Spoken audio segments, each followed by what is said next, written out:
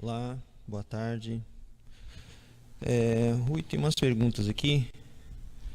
É, Todos esses ataques aos direitos dos trabalhadores feitos por este governo golpista já não são suficientes para provar à esquerda que o golpe é a causa maior de tudo isso? É a locomotiva, e essas reformas, esses ataques não são as locomotivas? Então, eu acho que é claro que a luta devia ser focada contra o golpe. Você acha que a esquerda não entendeu isso ainda? Ou ela se sente incapaz de levantar efetivamente essa bandeira contra o golpe? E também, ou eles são todos uns covardes e acomodados, que é o que dá para a imagem que passa.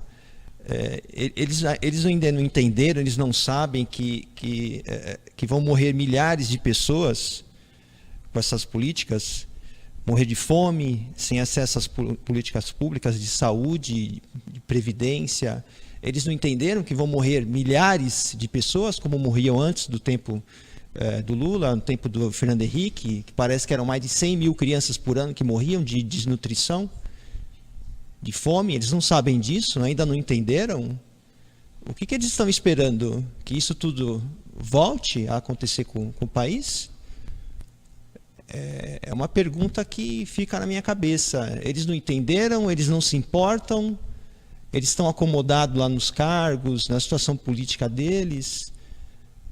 O que se passa nessa esquerda? Ou são todos uns hipócritas que já estão com as suas vidas resolvidas e aquela visão social já se foi, não existe mais? É só isso, obrigado. Eu acho, isso é uma questão que a gente discute muito, né? Mas eu acho que é bom a gente sempre voltar ao tema. O problema da esquerda é fundamentalmente, tem muitas questões, né? Mas é fundamentalmente um problema de classe. Primeiro nós temos que ver concretamente. Nós não devemos viver num mundo de palavras. Nós temos que ver a realidade. Então, por exemplo, muita gente fala a esquerda, mas precisa conhecer essa esquerda em carne e osso. Se você pegar o PSOL, por exemplo, é formado 90% de universitários, professores, estudantes, alguns secundaristas. É um partido de classe média, que a gente fala que é um partido pequeno burguês. Bom, é um meio ambiente. O pessoal vive num determinado meio. Então eles falam que eles são socialistas, eles falam na classe operária, tudo, mas isso é uma ideologia, é como se fosse uma fantasia. Sabe, como uma criança que... eu, quando era pequenininho, ganhei um brinquedo que era um kit do Ivanhoé. Então vinha um escudo, uma espada de plástico, uma capa, e você brincava de cavaleiro medieval. Mas eu, logicamente, nunca tinha visto na minha vida um cavaleiro medieval fora de um filme de Hollywood. Ou um livro, uma gravura e tal. É uma ideia que você faz, uma fantasia. Esse pessoal, eles, por serem de classe média, em primeiro lugar, na maioria dos casos, eles não só não têm sensibilidade, como eles nem conhecem a vida da população pobre. Começa por aí. Veja só uma coisa. Quando o PT lançou o Bolsa Família, a maior parte da esquerda ficou contra. Falava que era assistencialismo. Que é a mesma coisa que a direita coxinha fala. Por que o pessoal fala isso daí? Porque eles não passam fome. Se passar fome, você não tem essa ideia. Você imaginou você no semiárido baiano, onde não cresce nem cacto, e o cara não tem ajuda do Estado para sobreviver? O cara morre de fome. É uma das coisas mais pavorosas que podem acontecer. Então, nós, por exemplo, quando o Lula lançou o Bolsa Família, nós fizemos uma crítica. Tudo bem, tem que ter o programa, mas é pouco dinheiro, tem que ser controlado pelas organizações populares. Então, fizemos uma crítica objetiva, concreta, né? Mas nunca nós iríamos falar que você dá dinheiro para uma população que está morrendo de fome é assistencialismo. Ou, sei lá, se é assistencialismo, então tem que fazer esse assistencialismo. Porque um governo pode deixar o povo morrer de fome. É como comentários que a gente ouvia antigamente contra o comunismo, que o cara fala o seguinte: eles pegavam a sua casa lá e botavam 5 famílias para morar. Que coisa feia, né? Botar 5 famílias para morar na sua casa, melhor deixar o cara morar na rua, né? Porque botaram o cara para morar lá por quê? Porque ele está morando na rua. Imagina na Rússia, com aquele frio. Em São Paulo, né, o cidadão morre de frio na rua no inverno. O inverno de São Paulo, na Rússia, é para você ir na praia. Rússia tem lugar que faz frio 40 graus abaixo de zero. É mais pesado do que o seu freezer em casa. Congela até a sua alma. É lógico que eles vão botar a pessoa para morar. Eles pegavam as casas, grandes mansões, botar o povo a morar lá. Por quê? Para o outro ficar tranquilo na mansão, vai deixar o outro morrer de frio na rua? Lógico que não. Agora, é um problema de ponto de vista, não é? Se você está morrendo de frio na rua, você é a favor de botar o pessoal para morar na casa. Se você está na casa todo confortável, tem sala de jogos, piano, você não quer que ninguém vá morar na sua casa, não é? É um problema de ponto de vista, de classe. Por isso que o problema da classe é importante. Essa esquerda, eles vivem lá na universidade, eles têm um mundo deles, que não é o mundo da classe operária. A classe operária tem os seus próprios problemas. Que eles, em grande medida, esse meio ambiente, eles simplesmente não sabem quais são. Eles não conhecem. Por isso, por exemplo, que o carro-chefe da política da esquerda é a questão do homossexual, que é um problema muito presente na classe média, bem menos na classe operária, né? Um determinado tipo de feminismo que se preocupa com coisas muito imateriais, né?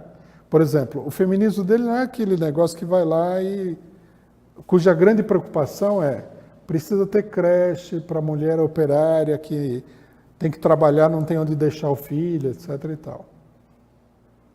Não é? A preocupação principal deles não é essa, é assim, se você falar uma palavra que dá a entender que possivelmente a mulher esteja sendo menosprezada, isso é um baita escândalo.